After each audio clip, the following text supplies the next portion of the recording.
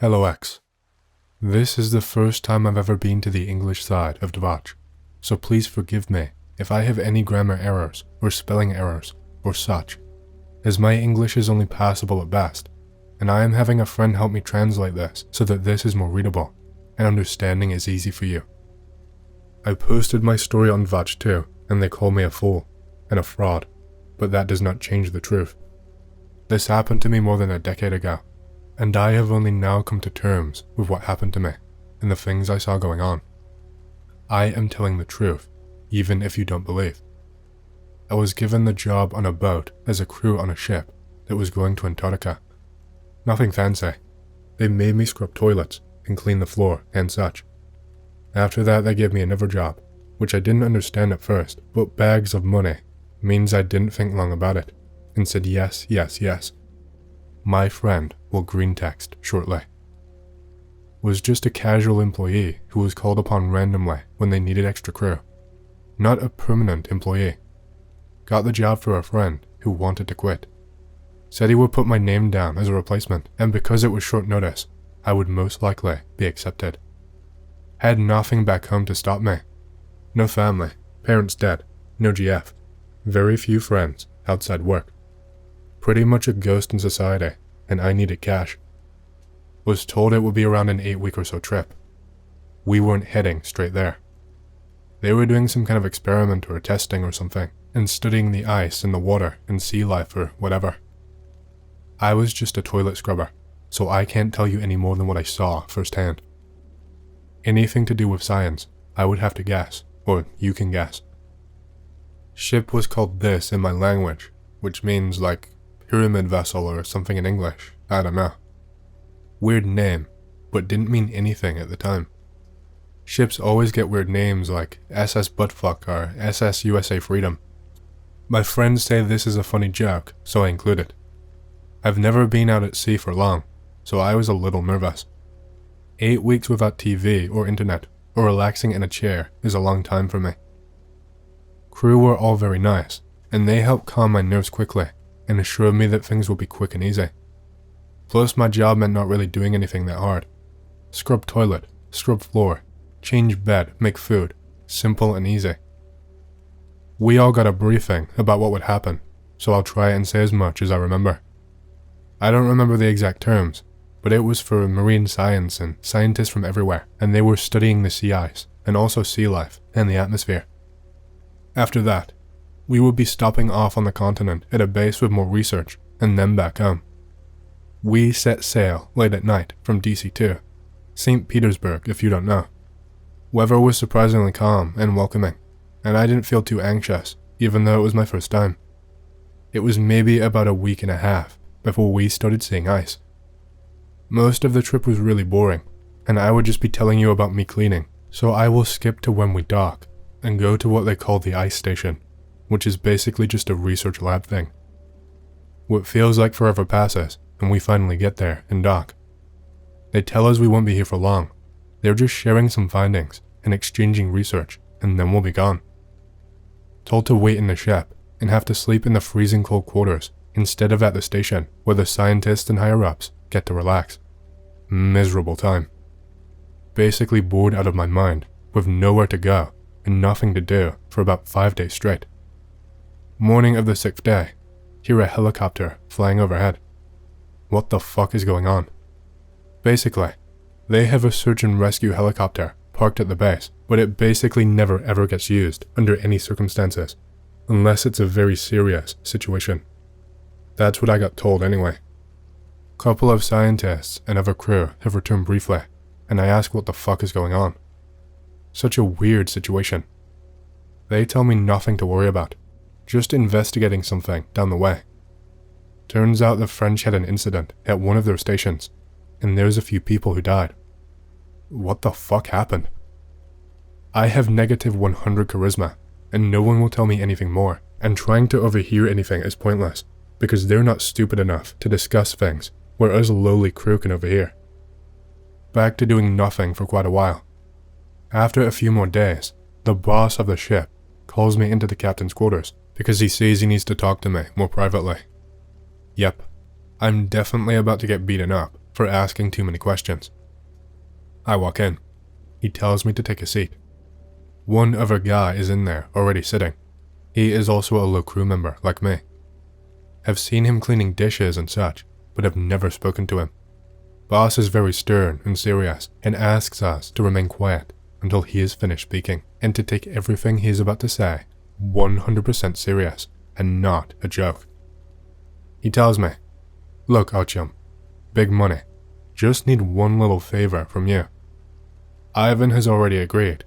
You and him together, twice as quick, and same amount of money, yes?" I look at Ivan, and then back to him, and nod, and tell him I need money very badly.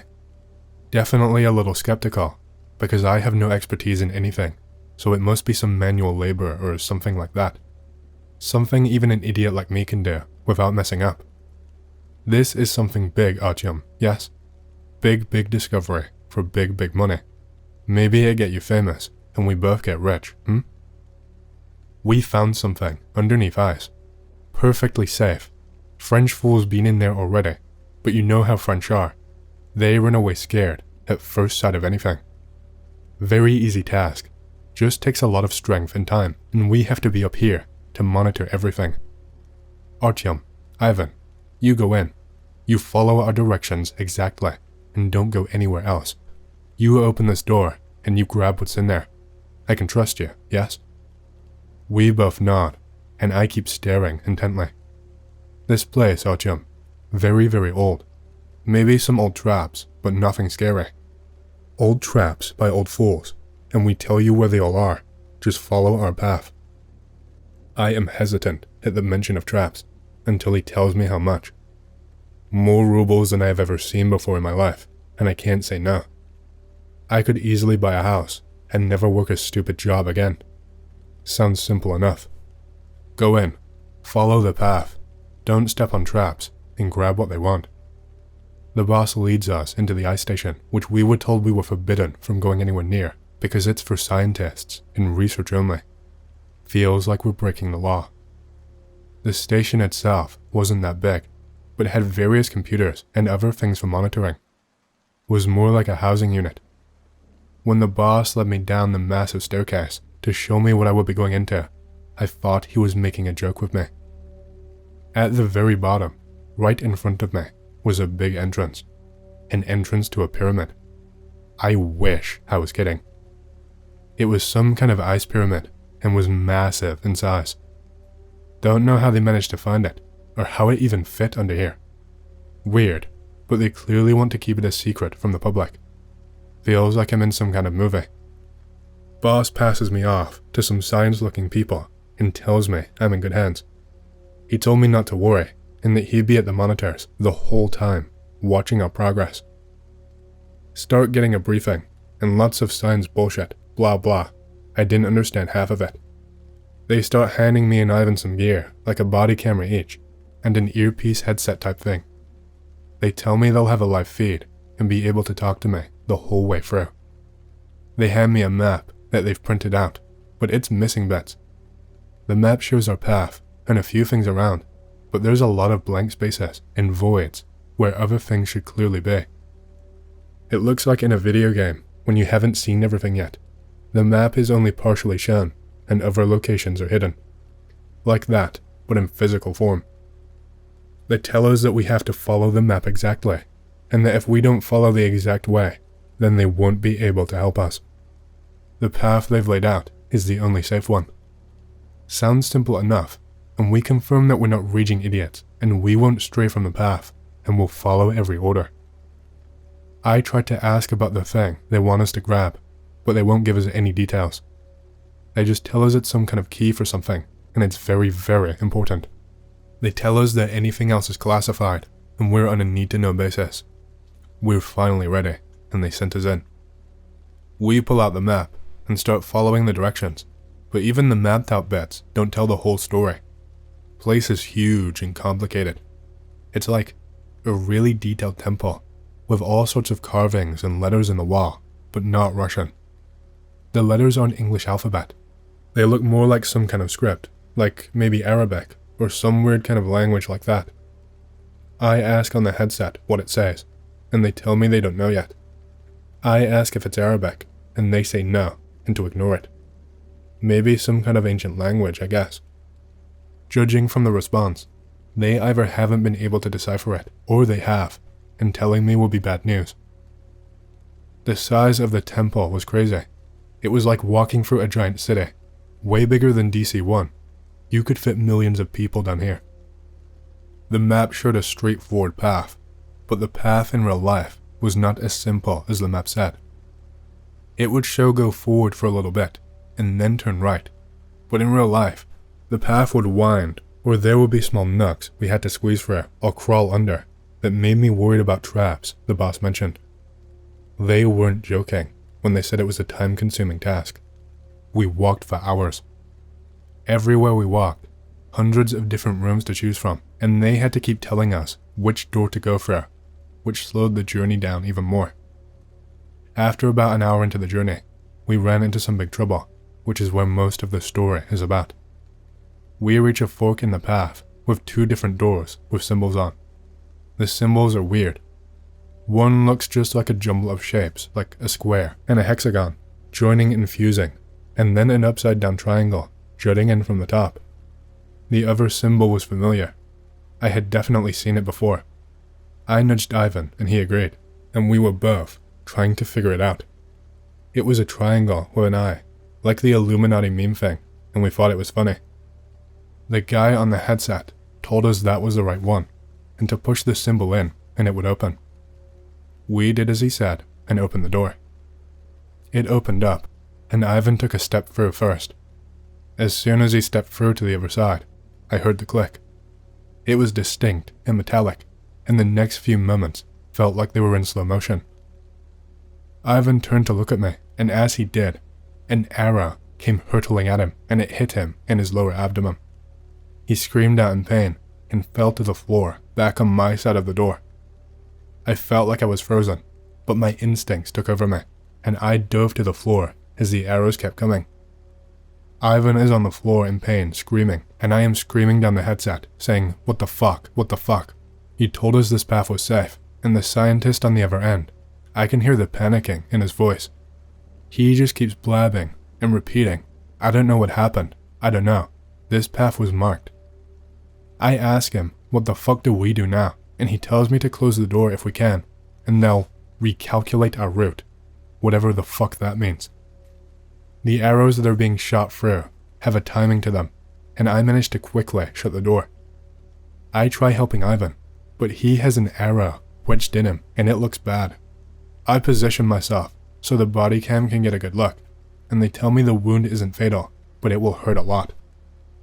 They tell me to remove it, and put some pressure on it for a while using clothes, and then to keep moving. No fucking way am I going any further. We are coming right back. Forget the money. Dying to some stupid arrow trap is not worth it. They tell us we can't come back. Like hell we can't. I'm following this map all the way back. The scientist tells us we can't go back because the map is fake. What? That's why the map was so basic and barely matched anything in real life.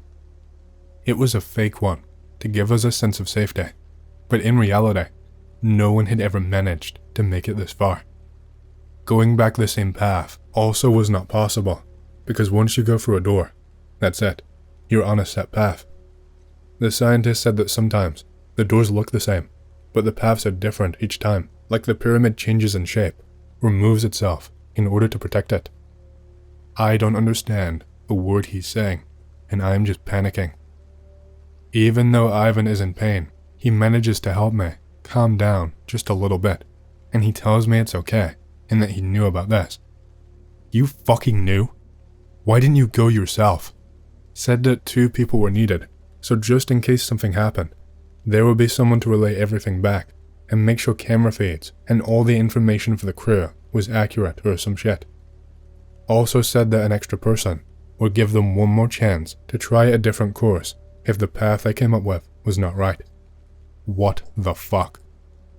This was turning into some kind of cruel game show or something. The only way to make it was to go forward to the artifact and the loop around the other way, or hope there's another way out. Blind fucking hope. That is all they've given us. We continued through the other folk door instead, and made our way through. No trap this time, thankfully. They had some kind of system they came up with for us to follow that they didn't really explain to me, but it sounded complicated, and like they knew at least something. Something about the geometry of the symbols tells you about traps and other things like that. It didn't really make sense to me, but I had no choice but to trust. We continued on through multiple doors, for maybe another 15 or 20 minutes, until we came to a weird room. It was big and open, had what looked like sand all around the floor instead of stone. In the middle of it was a skeleton, a massive skeleton, a giant one. It looked human, and had all of the right structure to be a human, but it was truly massive. It was wearing some kind of weird armor. It looked like a golden yellow, but I don't know if it was actually gold. The giant human skeleton was looking up, almost to the ceiling, at something it was holding in its hands. It was holding the skull of some kind of creature, but it didn't look like any creature I ever saw before. It had weirdly shaped horns, coming from both sides of the head, that curled, and it didn't have very many teeth, but the ones it did have were big, and looked like they could bite a person in half. We made our way past it, and noticed there was some kind of inscription underneath its feet, but it was in that weird language again. I don't know what it said. We made our way through the next door they told us about, and Ivan immediately shot over to the end of the room as fast as he could with his injury. He looked weirdly happy and like we had stumbled onto some big secret, but the room seemed similar to the hundreds that we'd already been through. Definitely no traps in this room, or Ivan would have been dead by now. There was something weird at the end of the room though. It looked like some kind of indent. Voices were buzzing in our ears through the headset, giving us lots of instructions about what to do and to be careful and stuff. The room was not very big, but it did stretch forward a fair bit. I walked to the end where Ivan is, and he has a massive grin on his face and is babbling something I can't really understand and keeps going on and on.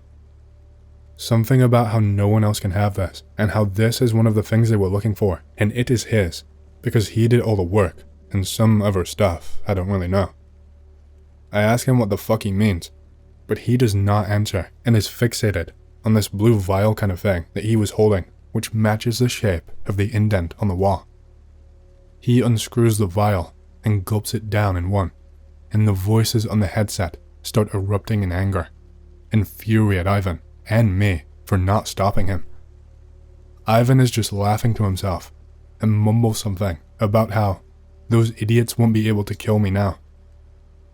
Over the course of the next minute, I see the smile wipe from his face completely, and he starts clutching at his throat. He is clutching at it and motioning towards me for help, and as he is doing this, I see his veins start bulging, and I can see that they're really blue. But it's not his veins bulging. Ivan is turning blue. His whole body gradually turning into an icy shade of blue. He drops to the floor in a heap and doesn't move anymore. I have a 1,000-yard stare for a while before the voices bring me back to real life. I try to ask them what the fuck just happened, but they tell me to shut up and listen.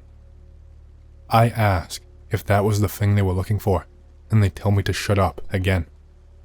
They tell me to grab Ivan's gear and to head straight back the way I came as best as I can while being extra careful. I say, what about what you said about the path changing? And they tell me I either do what they say and pay attention, or I am just like Ivan. They tell me to pick up the vial too and be careful not to touch any leftover in the vial. They tell me they've been drawing my path and doing calculations on the symbols on the doors, and they think they have a bit of a better idea of how it works now. I won't tell you the whole story of the way back, because a lot of it was a lot of the same, except a few differences and a few things going wrong, but I made it back alive. I followed the path that they told me, and I managed not to get shot by an arrow or fall into a hole. When I got back, I thought they were going to kill me, but I got taken into a small room with a few official-looking men from Russia who had a very stern talk with me. They buttered me up and said things like how they know I'm a big patriot and wouldn't betray my country, and that I could not tell anyone because if other countries knew about me going in, then bad things would happen for Russia and that it would be worse than just me being killed. They told me they would still give me some of the money even though I failed them, and they shipped me back on the same boat I came there on. The boss avoided me on the way back and told me to fuck off when I tried to ask him about what happened, and the crew all started to treat me like I was an alien, even the other cleaner guys. I am not in Russia anymore. I am in Latvia for the past few years, and I changed my name officially while here because I was paranoid, but I don't think they care anymore. I've seen a few stories translated to Russian from here about things in Antarctica, and it seems like they don't try to kill anyone for it, so I decided to do the same. Any questions from me, I'll try my best to answer, but it's been quite a long time now, so I don't remember all of the details, and I'm not good with the science either. My friend will help translate your questions, and my answers still. He is a Latvian guy, and speaks English better than me. I guess I will tell this one. Be me. Around 20 years ago, I think 1998, was a long-haul trucker. Pick related, what I drove. It was summer, and I got a job taking some shit from Topeka to Las Vegas. It was for some meatpacking company, delivering to the Las Vegas Strip, I think. Anyway, after loading my truck, I headed out. The entire route was along I-70, but since it was summer, I didn't think it was that big a deal. This road tends to freeze over in winter. The first day of my drive was really uneventful. Normal shit. Drinking coffee, smoking cigs, and fucking with other truckers on my CB. I pulled over in Grand Junction. It was right at 11 hours, which is the legal limit to drive in a day. I tried to sleep in my car, but I couldn't. Had really bad insomnia back then. Fucked around in McDonald's gas station combo for the remainder of my break, chain smoking cigs. When my break was up, I started to go again, crossing into Utah. It was like 11 p.m. or something. You may not know this, but the stretch of I-70 in eastern Utah is basically a wasteland, and there is a pretty famous stretch with no service, gas, etc. for 110 miles. Real pretty, but can be dangerous as fuck if you don't know what you're doing. Whatever. I got diesel in Grand Junction. I should be fine. As I enter no man's land, it's about 1 a.m. Some trucker up ahead of me is fucking with me, telling me that there are speed traps ahead of me on the CB and shit. Can tell he thinks it's real funny. Goes silent for a minute. Comes back on. Sounds panicked and says there is a really bad flash flood up ahead. 100% convinced he is fucking with me.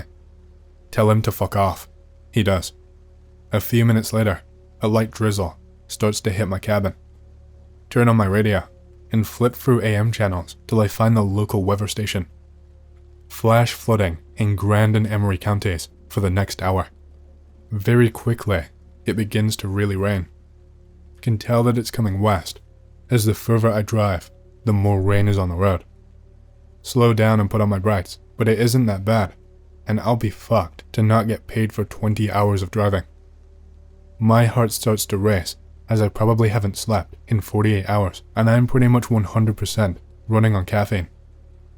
All of a sudden, I hear a big thump and start to swerve. Shit.jpg. I popped a tire. Pull off on the shoulder and get out to check. My front right tire is fucking annihilated, and upon further inspection, it looks like there is something in it. It's a fucking railroad spike. What the fuck? It really got in there, and seems to have jacked my entire wheel. I'm getting soaked, so I get back in my cabin. I could put on my spare by jacking it up in the pitch black rain and trying to ride the spare for at least 50 miles through what is quickly becoming a lake, but I decide instead to just try to wait it out on the shoulder. Keep in mind that I didn't have a cell phone at this point, so I'm not going to call AAA or something. I try and radio for help, but I get no response. 1:30 a.m. Sitting in cabin in the dark, not doing anything. Try to find a radio station to listen to, but all I can get is the repeated message from the weather station.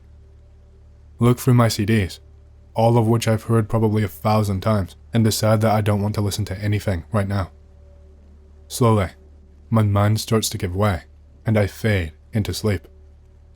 Wake up slowly to see there is a light growing in the distance. Check time, 2 a.m.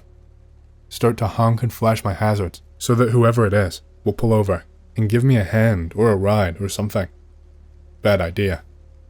I slowly regain my cognitive abilities and realize that whatever the fuck this is isn't on the road. Straight ahead of me, pretty far off, but the road made a bend. Also, it's moving a lot slower than any car should be on the interstate. Try to make it out, but I can't tell what the fuck it is. I can barely see from my wiper blades. It's getting closer. Start to see the light bobbing up and down. Comes in focus, and I can see what looks like an old Asian man in a polo cut shirt and khakis, holding one of those big camping spotlights. Walks up to my door and starts to knock on it. I open it. "Do you need any help?" he asks me, absolutely drenched in rainwater. Yeah. If you could, that would be great," I say. "Come out and follow me," he says. "No thanks," I reply. "I have someone coming." At this point, he shrugs and walks off.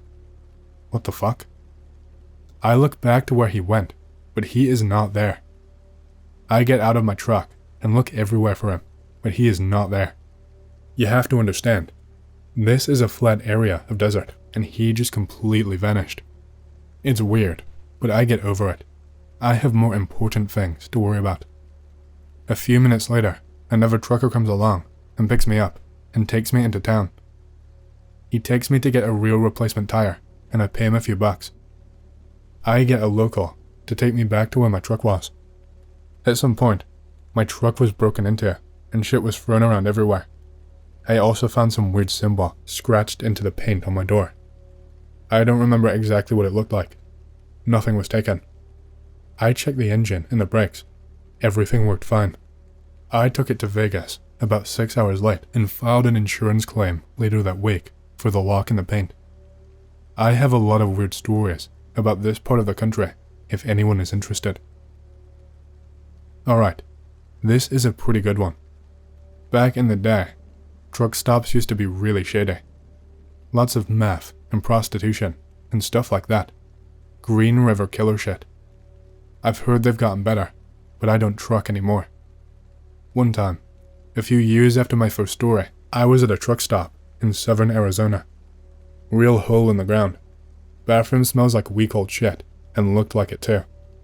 Whatever. This is about what most truck stops are like. I get into my cabin and pop an Ambien and try to sleep. While I'm sitting there, I start to hear things coming from within the bathroom. I probably would have assumed it was just some steamy trucker sex if I wasn't fucked up on Ambien. I get out of my rig and walk down to the bathroom to see what the fuck is going on. Moaning in the bathroom slowly starts turning to gasping and screaming. My body starts to go numb, and I run back to my rig. I black out. When I come to, it's the sound of a police officer tapping on my window. Turns out, some trucker had killed a hooker in the bathroom that night, and some other guy called the cops because of the screaming. The entire place was cut off with police tape. They asked for me to give testimony, but dismissed me, because I was under the influence, I guess. I'm just so glad that I didn't go into the fucking bathroom, man. This is completely true, and I'm hoping just a drug-induced hallucination. Be it in college, living in an apartment with 2 roommates, abandoned mental hospital just about a mile away from campus for the woods. Decide to get drunk and go poke around inside of it at night with my friend. We had talked about spooky stuff a lot as an interest. Neither of us took it very seriously, but both thought it would be cool to see something. So we slam like 5 beers and throw some in a backpack and walk to it. Have to admit, it's very spooky looking outside. But we found a hole, rummage around, just a lot of old shit. Smells like we are definitely damaging our lungs by being inside. Decide to leave and climb out. I really have no idea, probably because we are drunk, but we split up.